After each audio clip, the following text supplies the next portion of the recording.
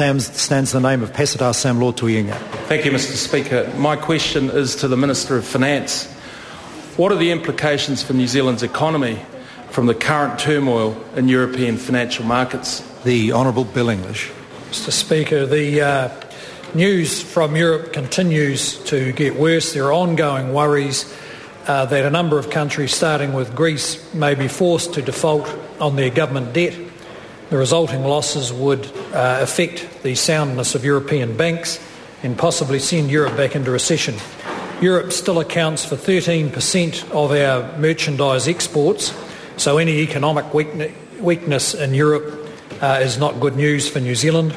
There's also the possibility that the financial markets in which the New Zealand government and New Zealand banks borrow could be disrupted at times. Peseta Sam Lotu-Iiga. Supplementary question to the Honourable Minister. What are the main actions the government has taken to help New Zealand ride out this crisis and keep interest rates low? The Honourable Bill English.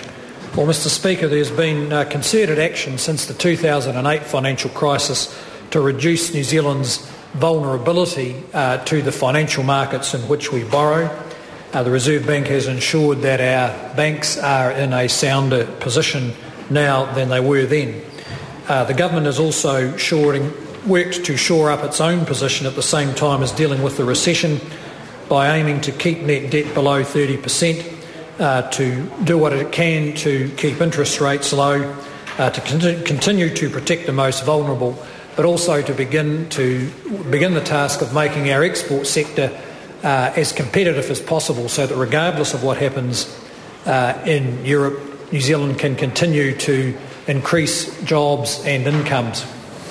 Peseta Sam Lotu-Iiga. Further supplementary to the Minister. What has been the main benefit to New Zealand of having a stable economy and sound finances?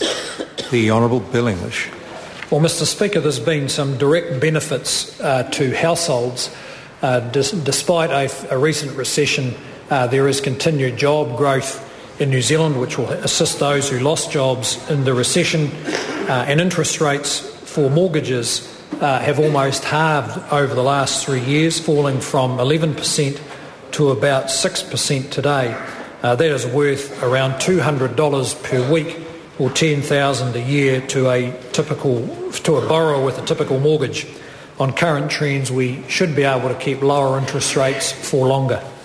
The Honourable David Cunliffe.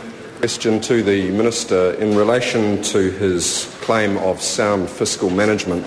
How many deficits has his government run in the 3 years of office, and how does this compare to the record of surpluses in the previous 9 years? The Honourable Bill English. Well, Mr. Speaker, the government has run 3 deficits in 3 years. I think it's only the Labor Party who still regard the last 10 years as the benchmark for economic management.